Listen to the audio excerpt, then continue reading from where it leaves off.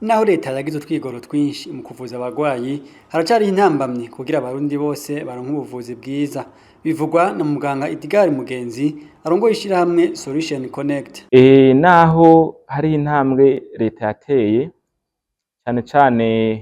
mu kuzana uturusho tumwe tumwe nko kuvura abana abakenyezi ku buntu, ndetse bagashiramwo n'amashirahamwe yo kuvuzanya yegereye abenegihugu, haracariho izindi ntambamyi nibaza zigihanze abarundi, cane cane yuko abarundi benshi bakiri mu bukene, ndetse n'ivyankenerwa mu kuvura abantu bigatera bizimba, abakozi nabo bavura abantu guhera ku baganga be nabo bafashanya, usanga badakwiriye mu bitaro cane cane vya leta vyiturwa be n'abenegihugu. Rero turibaza yuko arico gihe kugira leta ikorane n'abantu basanzwe bayifata mu mugongo, ndetse n'abikorera utwabo kugira barabe yuko bofata ingingo canke bagatora inyishu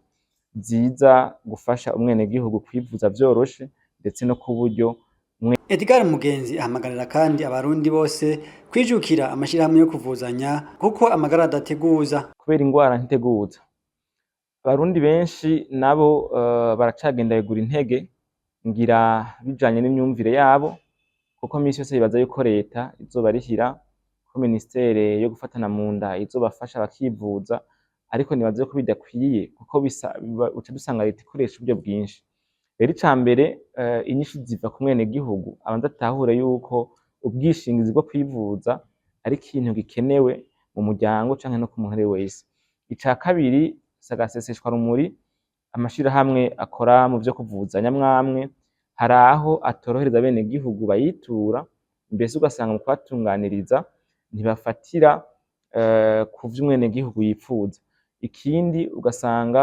hari imiti imwe imwe usanga iba igoye kuronka, bivanye nuko usanga amashirahamwe arihira abagwayi ateba kubarihira ku mwanya mu bitaro. Ivyo biruko mu gihe hariho n'amavuriro amwamwe atacemera kuvura abakenyezi bibungenze ku buntu. Vyaciye bifata ingingo yo kudakoresha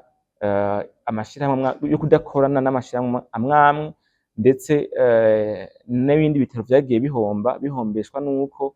usanga kwishurwa amafaranga bakoresheje mu kuvura umugwayi ashika atevye, yaba yava muri leta canke abikorera utwabo, bigatuma rero kuvura bidatunganywa rimwe rimwe usanga bitagenda neza, ugasanga naho umuntu afise iyo karata yo kwivurizako ntihamuvuye nkuko bishemeye, kubera bwa bwoba bwo kwiyumvira yuko bazohava barihwa batevye,